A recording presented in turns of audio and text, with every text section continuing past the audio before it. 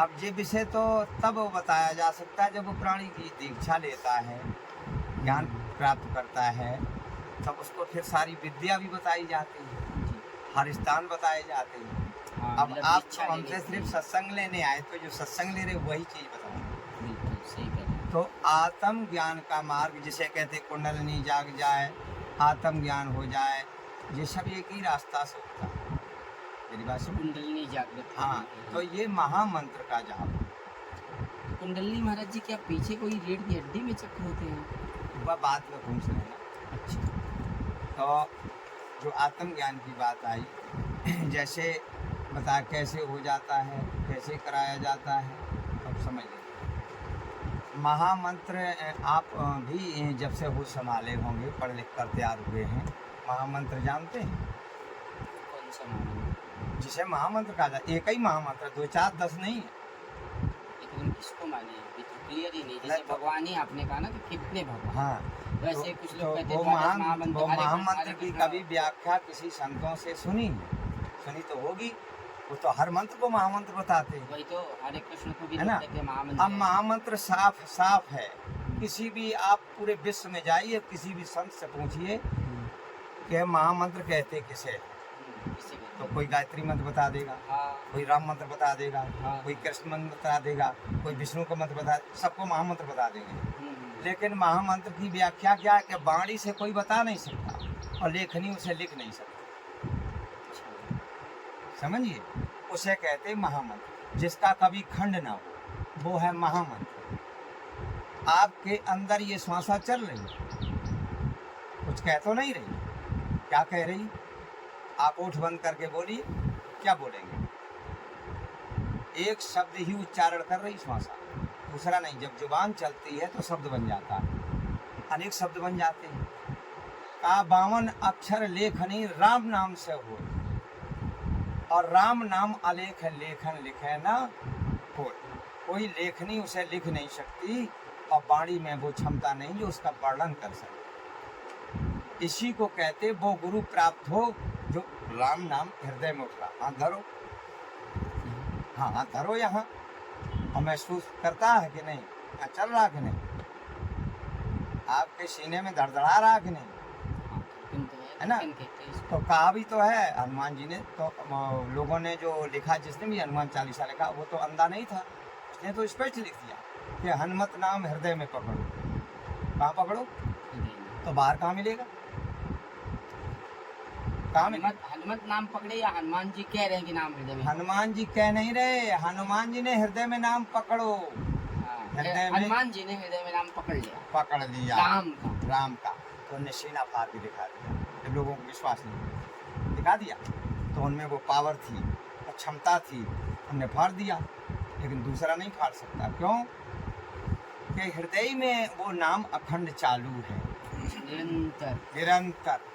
ठीक है, आपका शरीर छूट भी जाएगा तब भी ये नाम नहीं टूटेगा, नाम अखंड ही चालू रहेगा।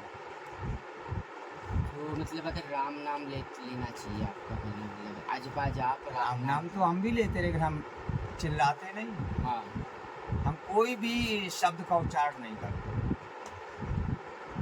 राम नाम जपते हैं।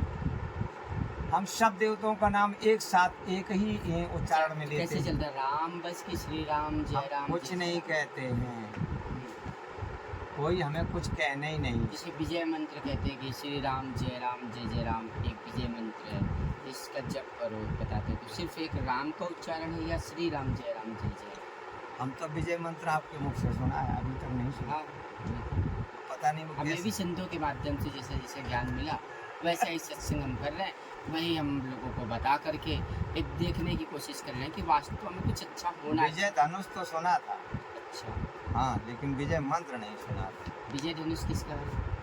परशुराम जी का, अच्छा, जो उनने कर्ण को दिया था। ठीक है, अच्छा। देखो पहले बात बहुत गौर से समझो। जिस नाम की आप जानकारी लेना चाहते हैं उसको पहले समझिए, इसीलिए आप जिज्ञासा करके आए जी, तो मेरा भी मकसद है कि आप कुछ तो समझ जाए। जी, महामंत्र जो आपके अंदर अखंड चालू, आप सो जाते हैं हाँ, सही है। श्वासा चलते रहते हैं। अगर ये सो जाए तो हमेशा काम खत्म, काम करते है ना। रचयिता कौन है? ब्रह्मा जी। हैं। कहते हैं जो कहा है कहते हैं ना। मैंने। यही है, इसी को कहते लोग कि तुम ही वे माता, तुम ही वे पिता, तुम ही वे बंधु सखा सभी। हाँ कौन है? सब में श्वासा चल रही। पर यही वो माता है, यही पिता है, यही रचयिता है, दूसरा कोई भी नहीं। जब मैं इसका साथ करूं और इसके अंदर जाऊं तब इसको मैं पहचान पाऊं, क्योंकि बाहर दिखाई तो ये देगा नहीं, महसूस तो हो रहा यहाँ चल रही, लेकिन इसको मैंने देखा नहीं, है ना। ये है कौन? वो माने अंधकार और वो माने प्रकाश। वो ये शरीर वो है, इसमें जो चल रही है रूह है। समझ में आ रही बात? तो यही रूह प्रकाशवान है। श्वास निकल जाए, ये रूह निकल जाए तो आँख की ज्योति चली जाए, कान की आवाज़ चली जाए, सब कुछ खत्म हो जाए। सारा खेल इसी का है।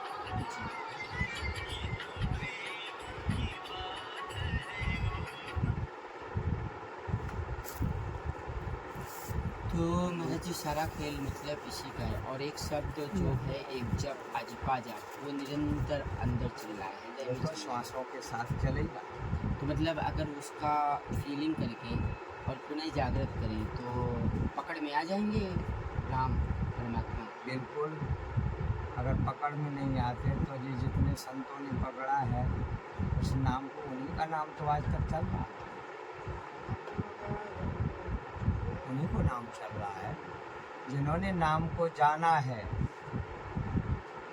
उनका नाम कभी ना मिटने वाला, और जिनने उस नाम को जाना नहीं तो तहसील से भी काट दिया जाता है। जब नाती सामरत हो जाता है, सनौप चढ़ती है तो बाबा का नाम करो।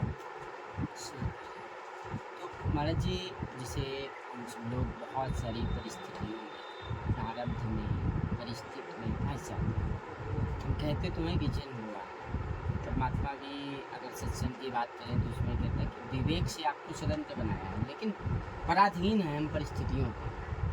तो क्या परमात्मा के इस जप से, फील करने से, उन परिस्थितियों की जाल से स्वतंत्रता, पराधीनता से स्वतंत्रता इसी जन्म में अभी प्राप्ति की जा सकती है? देखिए, कोई सोचे कि हमें इस ज्ञान से प्राप्त करने से नौकरी मिल जाए, बिजनेस मिल जाए, ठीक है, या हमारा धंधा चल जाए, मैं प्लाट खरीद लूँ, मकान बनवा लूँ और तमाम काम कर लूँ, जी। तो ये सातम ज्ञान को भूल जाए। अच्छा, तो कोई मंत्र जपो, ये निष्काम भक्ति है, निष्काम। ये सिर्फ मुक्ति के लिए। और अगर आपने मांगा मिलेगा सब कुछ, लेकिन फिर मुक्ति नहीं मिलेगी। फिर लोग कहेंगे कि गुरु तो मैंने किए 20 साल हो गई, 30 साल हो गई, कुछ प्राप्त नहीं हुआ। गुरुमुख होने के बाद भी वो मांगना बंद नहीं करते। पहले देवताओं से मांगते रहते, फिर गुरु से मांगने लगते। गुरु महाराज की कृपा हो तो मेरा मकान बन जाए, गुरु महाराज की कृपा हो तो मेरी नौकरी लग जाए बच्चा की, गुरु महाराज की कृपा हो तो मेरे प्लाट लग जाए। तो सब तुम जब ही मांगे लेते तो मुक्ति कहाँ से मिलेगी? कमाया पौआ भर, मांग रहे झुआ भर। सही कह रहे हैं महाराज जी। तो है ना? बिल्कुल तो महाराज जी। आत्म ज्ञान सूक्ष्म है, पाप पुण्य से रहित है, ठीक है, तब इसे मुक्ति का मार्ग कहा गया। जी। आत्म ज्ञान के बाद ही ब्रह्म ज्ञान होता है, वही उसकी सीढ़ी है। बिल्कुल महाराज जी। तो बहुत सारे लोग तो इसलिए भी करते हैं मंत्र। तो कौन सा मंत्र है जिसको जाप करके जो लोग अपना चाहते हैं काम भाव से कि भाई मुझे धन आ जाए, संपदा आ जाए, समृद्धि हो जाए, प्लॉट हो जाए, बंगला हो जाए, गाड़ी हो जाए, सब कुछ मिल जाए, ऐसा कौन सा मंत्र सारा है? खेल तो महामंत्र से। अच्छा, महामंत्र आप बता ही नहीं रहे महाराज जी। महामंत्र तो कोई नहीं बता पाएगा। जब आपके भीतर है, आप उस गुरु के पास जाएंगे, वो आपको उल्टा करके भीतर कर देगा, तो वहाँ तक पहुँच जाएंगे। तो हम कैसे खुद को जाने कि मैं कौन हूँ? जब कहाँ गुरु से के आया पास हूँ? जाएंगे तब जानोगे ना। आपको तो कोई थे हम ऐसे कैसे, अभी तो आप हमारी परीक्षा लेने आए हैं। नहीं महाराज जी, नहीं नहीं, गलत नहीं परीक्षा क्यों बोलिए। लेने आए हैं? संतों ही की परीक्षा होती है। हर प्राणी हमारी- जो गुरु करने आता वो भी परीक्षा लेके गुरु बनाता है, हम्म, और जो ज्ञान लेने या ज्ञान समझने या ज्ञान को फैलाने के लिए आता वो भी परीक्षा के लिए। मैं तो तिनका समान हूँ आपके बेशक सामने। तिनका समान है, लेकिन है मेरी परीक्षा ही। मेरा काम है परीक्षा देने का। मैं कैसे परीक्षा, मुझ में है जब क्या ऐसा जो संतुष्ट मैं हो गए परीक्षा आप ले लूं? तभी तो ज्ञान प्राप्त अगर मुझ में करेंगे। कोई ज्ञान हो, कुछ हो, तो मैं परीक्षा लूँ। मेरी बात समझो, जब आप सत्संग करेंगे, हम परीक्षा में पास होंगे, तब आप संतुष्ट होंगे, जी तभी ज्ञान प्राप्त करेंगे। जी इसको परीक्षा ही कहते हैं। बिल्कुल महाराज जी, तो बहुत ही अच्छा सत्संग आज संपन्न हुआ है। आत्मज्ञान, आत्मा का ज्ञान हो जाना, खुद का ज्ञान हो जाना, तंत्र मंत्र जप सब कुछ, और कौन से भगवान को जपे, कौन से भगवान को पूजे, ऐसे बहुत सारे सवाल। और हमारी इस धार्मिक यात्रा में हम कोशिश करते हैं संत सेवा की। जरूरी नहीं है कि संत सेवा को हमेशा वीडियो में दिखाया जाए, कुछ मुद्रा के माध्यम से भी हो जाता है, कुछ कभी शौक भी दिया जाता है। एक